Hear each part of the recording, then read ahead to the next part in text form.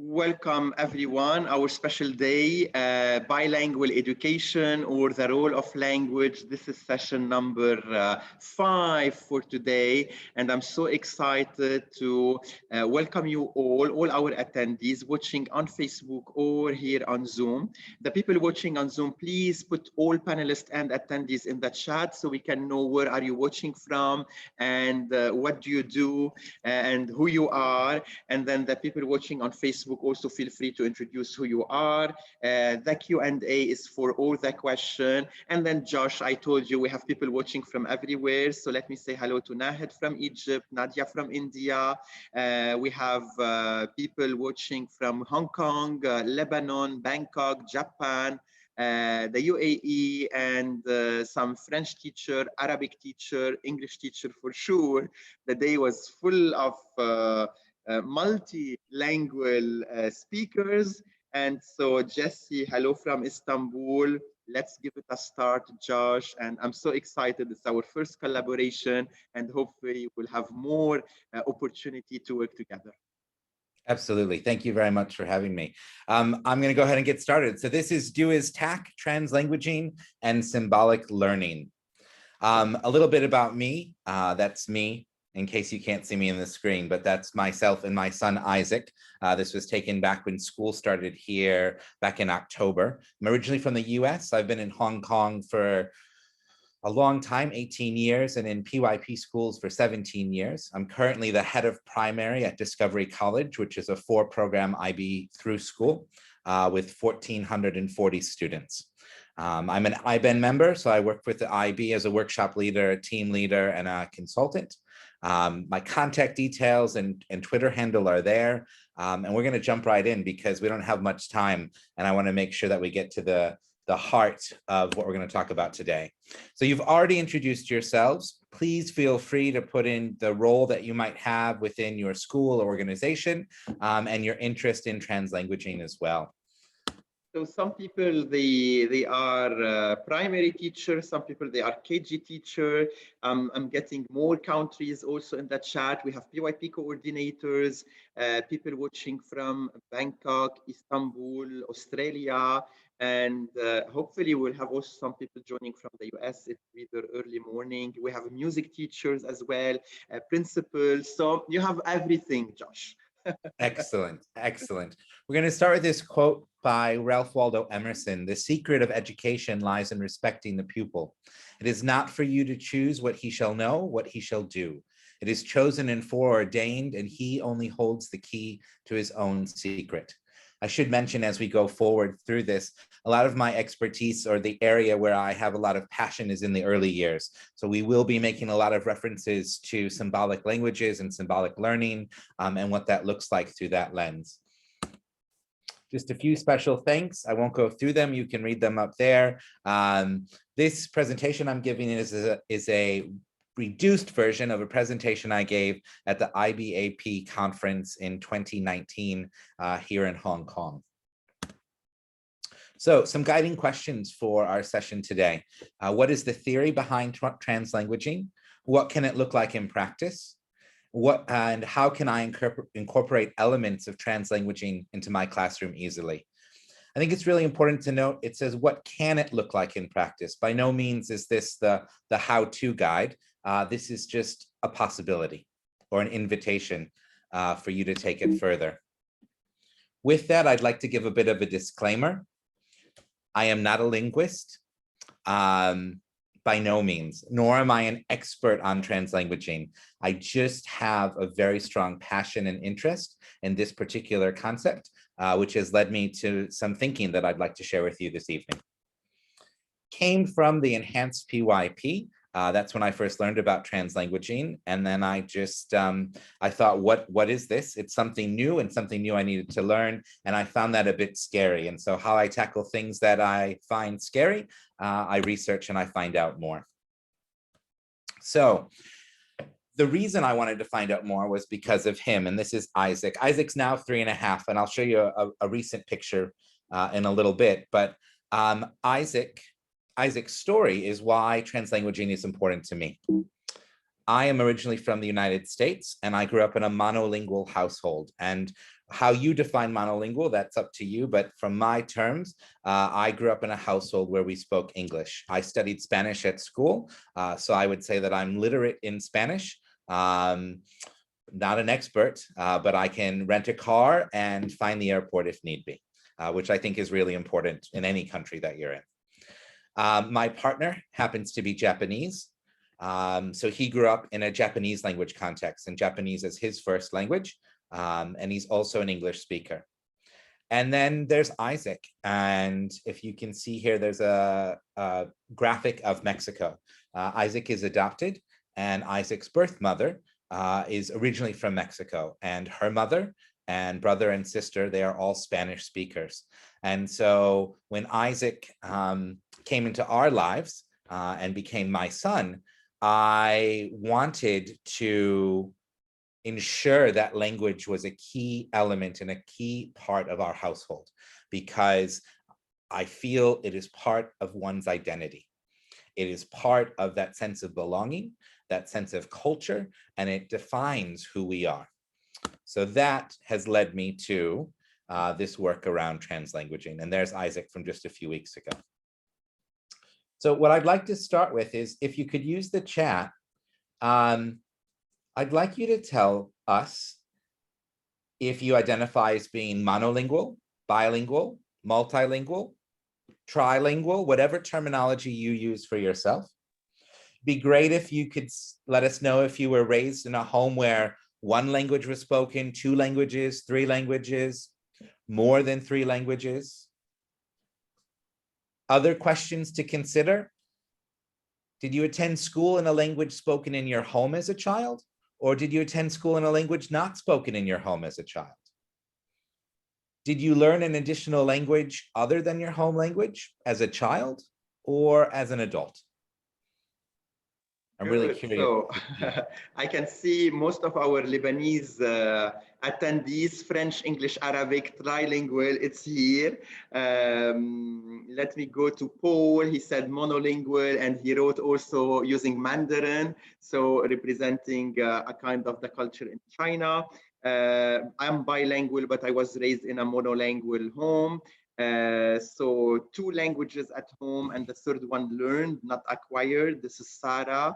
Trilingual. At home we had 2 languages, English and something else. So it's very fast. Nahed from Egypt, she said French, English, and for sure Arabic. So again, a trilingual speaker. And you have the full combination. So I'm seeing bilingual, Swedish family, but then I was in an English school. So yeah. The people watching on Facebook, just not to forget them. Monica is saying, I'm a multilingual, raised in a monolingual household. I went to a school in my mother tongue, which is Romanian, but I studied French, German, Italian, and Spanish in the school, and I taught myself English. Wow. Wow. Wow. So consider all those questions I asked. I asked how you identify languages at home, languages at school, learning language. And now I want you to think about the students you interact with daily. Do you know the answers to these questions for them and their families? And if you don't, I hope that that's at least a little piece you can take away for Monday or tomorrow when you're back in a classroom to ask those questions. Because if we don't know them, then we're not being true to the identity and the culture and that sense of belonging of the children we're working with. Which brings us to a bit of research. Just trying to advance my slides. Here we go. So here's a bit of background. So if we talk around symbolic languages of children, we're talking about often a regio link, where we talk about the hundreds and hundreds of languages of children, where we acknowledge that language isn't just the words that are coming from our mouths, but the actions that we use, the signs and symbols that we use. We can express ourselves in so many different ways. And that the symbolic languages of children don't follow a code or a system. They're open to freedom, interpretation, and they get slowly narrowed over time. No one asks how to motivate a baby, a baby naturally explores everything it can get at, unless restraining forces have already been at work. And this tendency doesn't die out, it's wiped out. I want us to consider this as we unpack language. So this initial work comes from a presentation I gave in 2016 around the power of picture books and tapping into the symbolic languages of children. And I had this proposal that if we tap into the languages of children, the text actually becomes an extension of the learning environment. So essentially, I listen to what the child has to say, and they open up a whole nother world to explore through different conceptual lenses. And this is where we get to the theory. And it's built on a model of semiotics. So that's the study of signs and symbols and their use or interpretation. And when we talk about semiotics, we talk about transmediation. And that's the translation of content from one sign system into another. And we do something called oscillation. And we oscillate from the sign system of a verbal text to the sign system of illustrations. Or we oscillate from one language to another.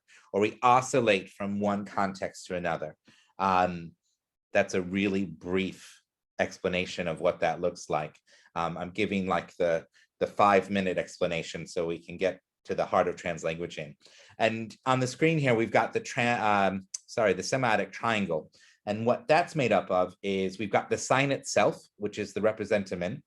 We've got the interpretant, the equivalent sign in the receiver, and we've got the object for which the sign stands for. And so in some of the work that I was doing, I thought, okay, so we've got text, we've got interpretation of text, and we've got the object that it's representing. And then we can look at pictures, interpretation of the pictures and the object. And then I applied the symbolic languages of the child. So whatever this is, whatever it is that we're interpreting, and it can be language, and we'll get to a different model shortly, but we've got the text and pictures, symbolic languages of the child and the object. But what ends up happening is this my grandma has a dog theory. And that's when you're interacting with a group of children. Maybe you're sharing a story and all of a sudden someone raises their hand and they say, my grandma has a dog. And you look down at this story that has nothing to do with dogs and you think, where is this coming from? And 9 times out of 10, we disregard that statement and we go, thanks, Billy. Thank you for sharing. Let's get back to the story. But the thing here is that to Billy, this moment is the most important moment out of the entire interaction he's had. He has taken the courage to raise his hand. He wants to share. He's made a connection. We might not see it as a connection and we negate it. But the important part has happened for Billy. And what we need to do is we need to go back to Billy, whether it's at the end of the story or a moment later, and say, Billy, tell me more. You know, in the middle of the story, you raised your hand and said, my grandma has a dog. What made you think of that? Where is that connection? And it's these connections that we need to allow children to make that ties us back into the concept of translanguaging. Trust me, it's going to make sense by the time we get there. Now, you might be a little bit bored because no one really likes theory. I do. I have a passion for finding out more, but maybe you don't. So let's talk about language. So I'm going to share some screenshots from a cooking show from the United States, and they have the subtitles on it. And in this cooking show, Alton Brown, who is the host, he says, the second dish you will need to prepare, biscuits and gravy. And this is what one of the contestants made. And the contestant says, I thought Alton say brisket and gravy. And he's absolutely devastated. But then you find out more. The contestant didn't speak English as a first language. Due to this, the judge didn't judge his dish as biscuits and gravy, but as brisket and gravy. And the contestant moved on to the next round. After this, Alton started explaining the dish he was asking them to make more in detail to make sure it didn't happen again. Now, this isn't only about a second language speaker or an additional language speaker, but it's also about the context of biscuits and gravy. So some of you might have a context of biscuits as this. Where I come from, we would call those cookies. And you might be thinking gravy looks something like this. When in actuality, this is biscuits and gravy, by definition in the cooking show, which is probably a dish, unless you're familiar with the southeastern region of the United States, is a dish that you possibly may have never come across. And it's that context that is so important when we look at language. Same thing can be said in the US around what we call this. These are all different names for the same thing. And that's when we need to acknowledge that language is not Spanish, French, Arabic, and English. Language is power. It's control, it's political and geographical, it draws boundaries, and it divides people. Language is not grammar, syntax, and spelling. A named language is defined by social, political, or ethnic affiliation of its speakers. A named language cannot be defined linguistically in grammatical terms. And because a named language cannot be defined linguistically, it is not, strictly speaking, a linguistic object. It is not something a person speaks. This is really important. We're going to go back to food. It's a comfort. So I want you to look at these two items. You see a picture of rice, you see a picture of seafood. In the chat, I'd like you to write, what food or foods do you think of when you see these two objects?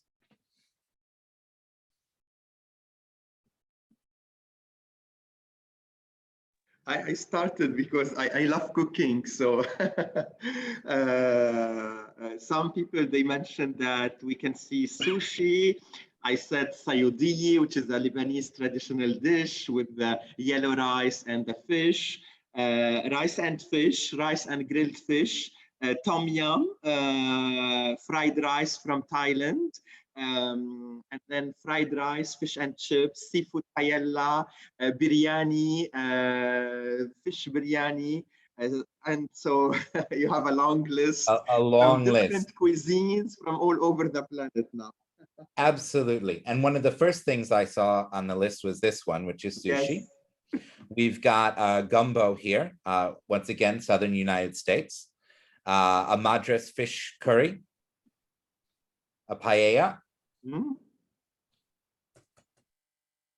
So this analogy, and then you're missing my sayudiye, the Lebanese one. I'm sorry. I have a limited time, Ali, to do this presentation. I'll throw it in for next time. This analogy is not my analogy. So it comes from a paper by Ricardo Othguy, Ophelia Garcia, and Wallace Reed, entitled Clarifying Translanguaging and Deconstructing Named Languages, a Perspective from Linguistics. And this appeared in the Applied Linguistic Review. So national cuisines are large collections of recipes and ingredients for the preparation of a particular dish. The basis for grouping the recipes together to an identified national cuisine, whether that's Chinese, Japanese, Cuban, Mexican, is the cultural or national affiliation of the original cooks, not similarities among the recipes. Whether or not a meal falls into any one single category or national cuisine has little to do with how good the cook is or how enjoyable the meal. A particular named language as we see it cannot be defined in terms of a set of essential lexical or structural features, any more than a cuisine can be defined by a set of essential ingredients or recipes. Therefore, language can be viewed with two distinctions. One, languages as the names of innumerable things that are socially or socio-politically constructed, maintained, and regulated, such as Spanish, Mandarin, Arabic, Swahili, English. And two, languages as entities without names, as sets of lexical and structural features that make up an individual's repertoire and are deployed to enable communication. We'll get to more on this later. So, Josh, sorry, before you continue, can you just remind us the title of the article? Some people are interested in finding it. Is it available online? So, yeah. The title of the article is Clarifying Translanguaging and Deconstructing Named Languages, a Perspective from Linguistics. My email address was at the start of the presentation. I think I've put it at the end. If anyone emails me after this, I will send you a complete bibliography of the research that I took on. Thank you, Josh. So we've got these two flags. We've got an American flag and a Chinese flag. And this, we're going to break down a piece of this kind of food analogy. And that's the idea that language holds concept into it. It's embedded within it. But we don't often talk about that. So we're going to talk about the concept of time and belonging and decisions. So you might be familiar with this gentleman here. This is Brad Pitt. And there was a study done where a group of Americans, people who had grown up in the United States with English as their first language, were given a set of pictures of Brad Pitt at different ages. And they were asked to arrange them chronologically. And they put them on an axis moving left to right. Because in English, when we talk about the past, we go to the left. Yesterday, such and such happened. Today is now, but tomorrow this is going to happen. And then they did the same with a group of Mandarin speakers. And they gave them a set of pictures with Jet Li.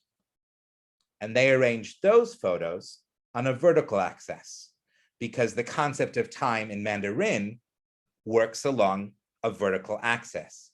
And I apologize, my Mandarin is not very good, but sha is used to talk about future events. So when referring to next week, the literal translation becomes down week. And sheng is used to talk about the past. So last week is up 1 week. So the past is up here in Mandarin, the future is down here, and in English it's over here, the past and the future. Just take a minute and think about that. And there are lots of other examples, but... Do you want the Arabic example? Yes, I would. Yes, yes. It's the other side because we write from the other side. Yeah. Of course. And Paul is mentioning that you're right regarding the Chinese. So. Excellent. And this is really pivotal because, so I work in Hong Kong where our main languages are English, Cantonese, and Mandarin. In Cantonese and Mandarin, with the similarities, it would be the same vertical axis as far as I'm aware. But if I'm having a conversation or I'm giving a task to do in a class and I've asked people to arrange, the students to arrange items chronologically, and a child who's a native Mandarin speaker comes up to me and has arranged them vertically, often my first reaction without having that knowledge is, oh, they've done it wrong, but it's not wrong. We haven't taken a chance to take into account the conceptual understandings that are embedded in one's home language. So this affects the way observers perceive the spatial unfolding of the aging process. It looks different. I get very excited about this one. I just think it's a fantastic example that very clearly shows, how different concepts can be embedded in language. This is another favorite one. In Spanish, French, and Italian, decisions are something you take, like a train that leads you somewhere. Whereas in English, you make them, like little pieces of your creation. But in German, you meet them, like friends. It's the same concept, but interpreted differently because of the language that we use.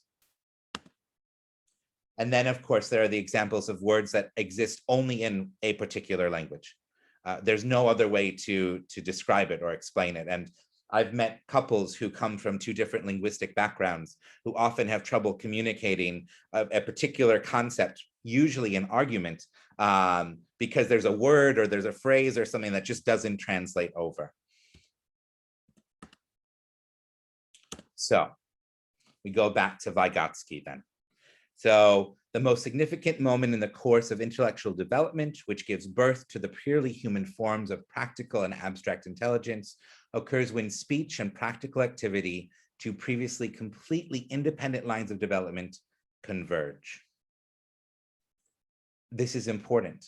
Here, Vygotsky's research was that the socio-cultural environment presents children with a multitude of tasks and demands which children mediate through the use of culturally specific tools. As a cultural tool, language promotes thinking, develops reasoning, and supports cultural activities. This brings us to Do As Tack. Do As Tack is a beautiful, beautiful picture book written by Carson Ellis. In this full presentation, I go through the whole text. We don't have time to do that today, but I'm going to show you a clip of the text and what this means from that language perspective. So this is what the text is, standing by itself. This text has been translated globally into, I don't know what the current number is, but let's just say lots of different languages. Now, as you might have inferred, this is the English version. And when it was translated into other languages, it had to be changed because some of these words exist in known languages.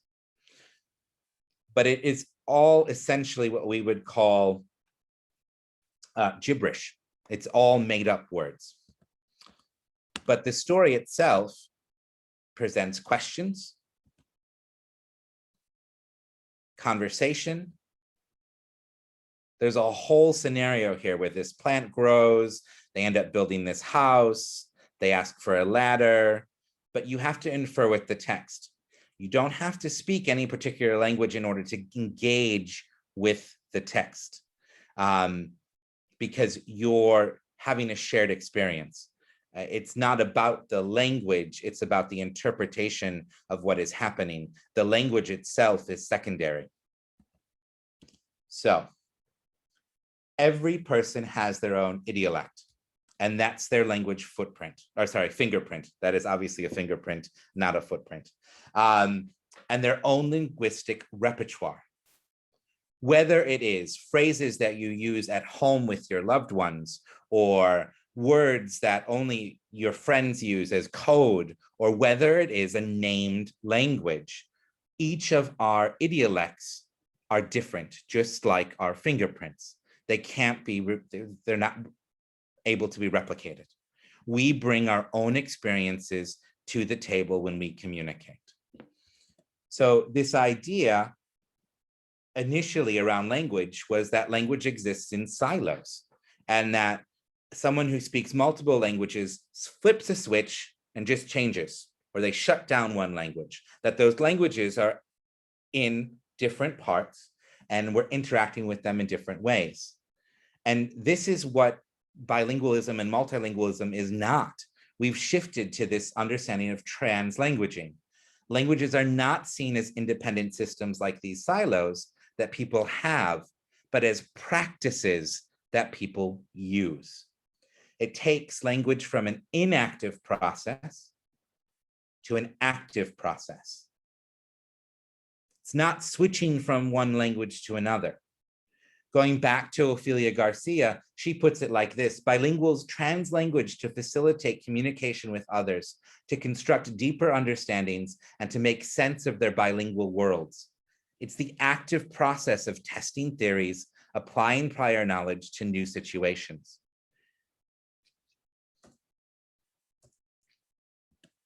So, within the context that I work in, translanguaging is the process by which language students actively draw on all of their linguistic resources to communicate and make meaning.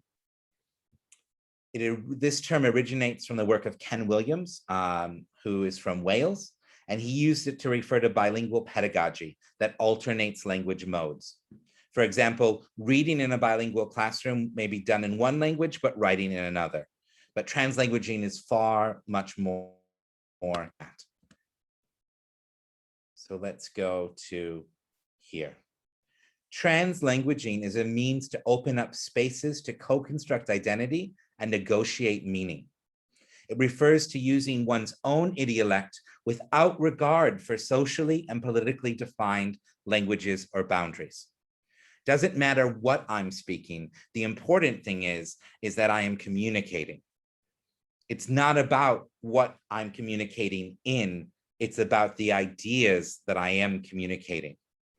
And it adopts the perspective of the individual, the view that's inside the speaker. It brings the inside out. because language is not a named thing.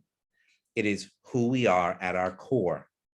A named language adopts the view from outside the speaker, requiring the speaker to act as a set member of a group. Oh, he speaks Spanish. Oh, he speaks French. Oh, she speaks Arabic. As opposed to say, this is Natasha. Let's hear what she has to say.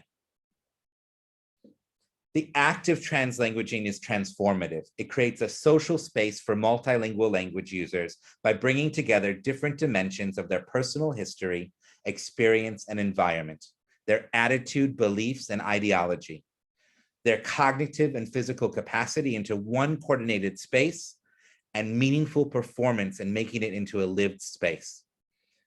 This is called the translanguaging space, and it's a space for the act of translanguaging, as well as a space created through translanguaging. And I know that this is a popular buzzword that we're all using now, but essentially, translanguaging provides the condition for agency to occur.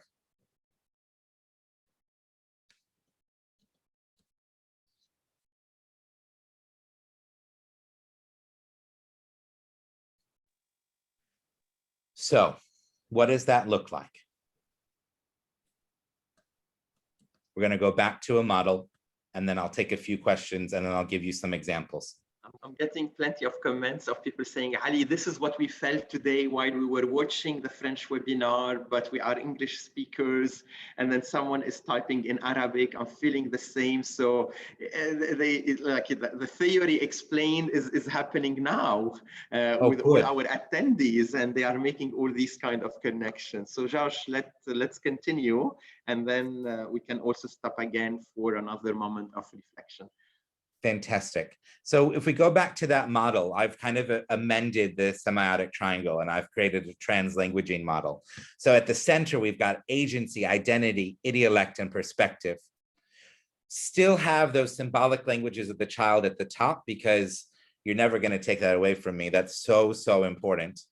We've got experience and prior knowledge, and we've got that sign. How is it represented? And we tie that together with multilingualism. We identify the fact that people have more than one language. And this is the space where translanguaging sits. You cannot have translanguaging until we acknowledge this. Or at least that's my theory for now.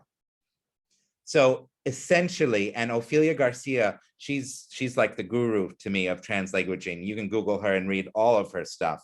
But a key feature of translanguaging, she says, is that it allows children to use all the tools at their disposal, which is what we want when a child comes into a learning space. We want them to feel comfortable. We want them to belong, and we want them to be able to express themselves in the way that suits them. So how do we do that? We have what's called spontaneous translanguaging, and that refers to the fact that it just happens.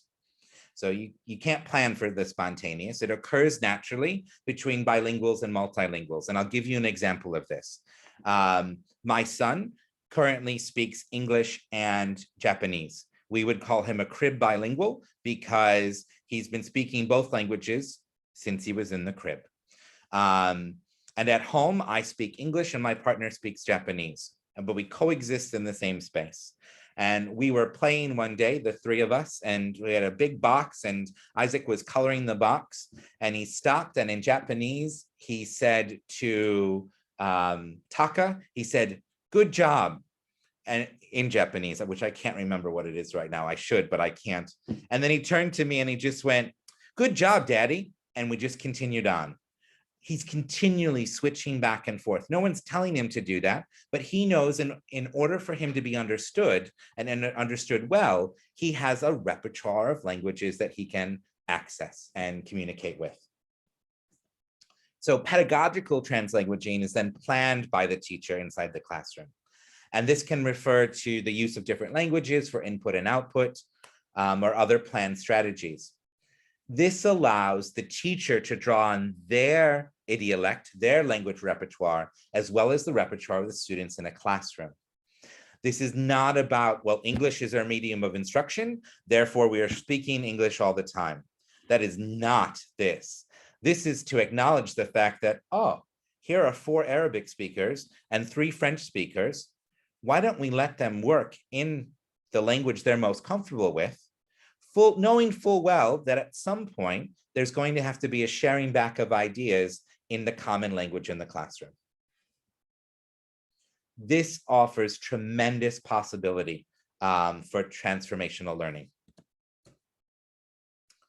So this next piece comes from, and here's another resource to look for. It's called Community and Teacher as Linguistic Resource and Model for Translanguaging Practice.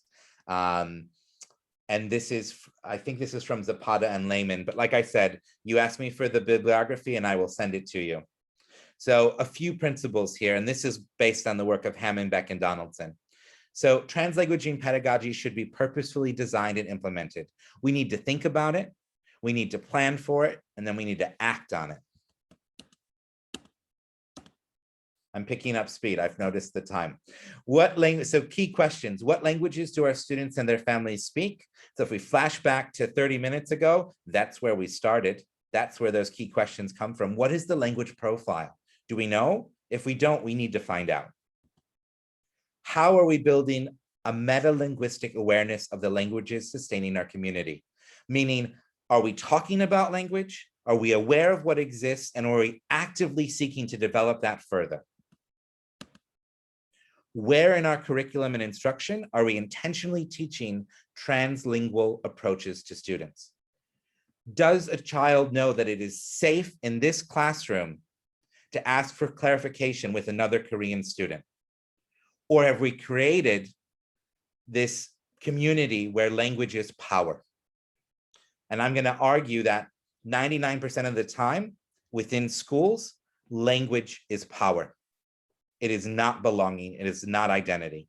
And so we need to actively look at the ways and question ourselves and reflect to make the relevant changes. There are the 3 questions again. And then we've got questions to ask ourselves. Are we doing these things? One of the most powerful conversations I had was with a parent who said, it wasn't until my son realized that the educational assistant spoke French that he came home and all of a sudden then realized that other people spoke French and he wanted to know more. Principle 2, translanguaging pedagogy should promote interaction and inclusion, drawing upon what students know individually and collectively. Principle 3, translanguaging pedagogy should enrich learning across all of the languages in a student's repertoire.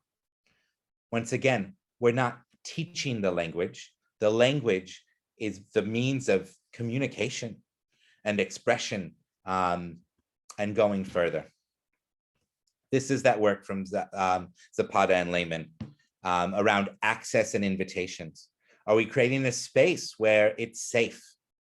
Do I feel comfortable? Do I have choice? Do I have agency? Same thing for written languages. Obviously, a key access point here besides teachers are parents in the community, but teachers can select and integrate examples of linguistically diverse literature.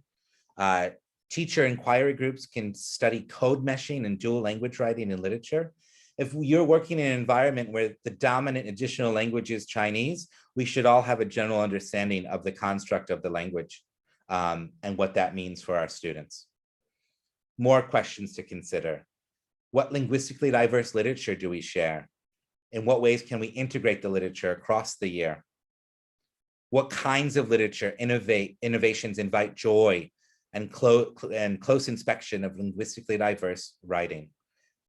A lot of this goes back to the work of Halliday and his model of learn language, learn through language, and learn about language.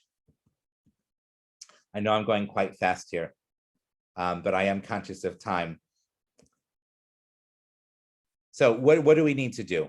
Well, we build a classroom environment where there are books and signage in multiple languages, collaborative groupings constructed according to home language, students allowed And here's that thing, that power thing plays in with that language again, allowed to write and speak with whatever resource they have. All students' language practices are included to work against any of the linguistic hierarchies that exist within the school. And families with different language practices are included as well. So how do we put that into practice? The easiest way, picture books. I know it seems really simple, but there are picture books out there that are written in dual language, where you've got text where it's in one language at the top or the bottom and vice versa. You've got picture books that go back and forth. How are you? ¿Cómo estás? You've got books that embed linguistic code into the text that starts the conversation. Rosemary Wells has a whole series of books about Yoko, who's Japanese. And she uses Japanese characters. And if we look at the corners of the page, there's dog and there's inu in Japanese characters. You've got Waiting for the Biblioburo, which is a book that melds one language with another. It doesn't take the time to explain, but there's the I'm not going to be able to do it in Spanish. The kiki of the rooster. That was a bad example, but you get the point. The words are embedded within the text. They're not explained, but you can figure them out from context. This is a beautiful book called Drawn Together, about a Vietnamese grandfather and a Vietnamese American child who cannot find a point of connection, and they struggle through with their own languages, and then they find a connection through drawing. This book is by Eric Carle, who I think pretty much everyone in the world knows Eric Carle, of the Very Hungry Caterpillar fame. But Where Are You Going to See My Friend? If you read the book from the English way, with the cover opening that way, it's in English. If you flip over the book, you read it in Japanese, and they meet in the middle. And it's a beautiful, beautiful book. But the best books to use within a translanguaging classroom are the ones where you have to tell the story yourself. Story Path is an example of that. Wordless picture books by, totally drawing a blank, David Wisner and Aaron Becker. This book by Chris Reschka, Yo Yes, very simple text, can easily be translated and approached in multiple languages. So that's where it leaves us. It leaves us with this model where we recognize and we acknowledge that agency, identity, the idiolect, and the perspective need to be acknowledged. They need to be at the core of our practices. This isn't about learning lots of different languages. It's about feeling comfortable to use the idiolect, your linguistic repertoire, in the classroom to communicate your thoughts and feelings and ideas. Josh, amazing, Sorry, amazing time management. So I just asked all our attendees to send their questions in the Q&A. And while you were sharing all these stories, I was on Amazon adding to my cart because, as you know, that I love picture books, and having in my daughter like a bookshelf, books in French, in English, in Arabic, or even bilingual books are great resources. So I'm not sure if you're still with me, Josh. Maybe you're having some technical problems. But again, yeah, I'm frozen, or you?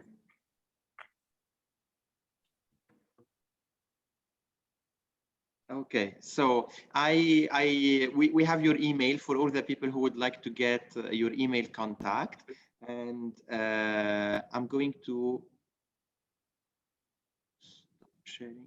Okay, while I'm waiting for Josh to be back, let me remind you that we have more sessions today, and we still have 2 sessions The following session will be about bilingual class and how do we plan in a bilingual class. And so we will have an Arabic teacher and an English teacher sharing with us how do they do it. And then to finish the day, we're going to have the power of technology, 5 tools that will make a difference in your language class. So feel free to attend and to join these webinars if you are still free and you have time, or you can watch them on our YouTube. Josh, are you still here?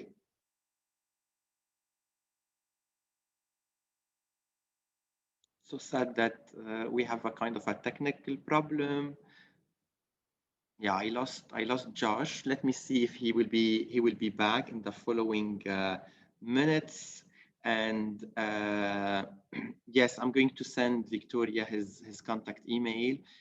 So let me say it was great having you all. I hope you will join the following session, and we stay connected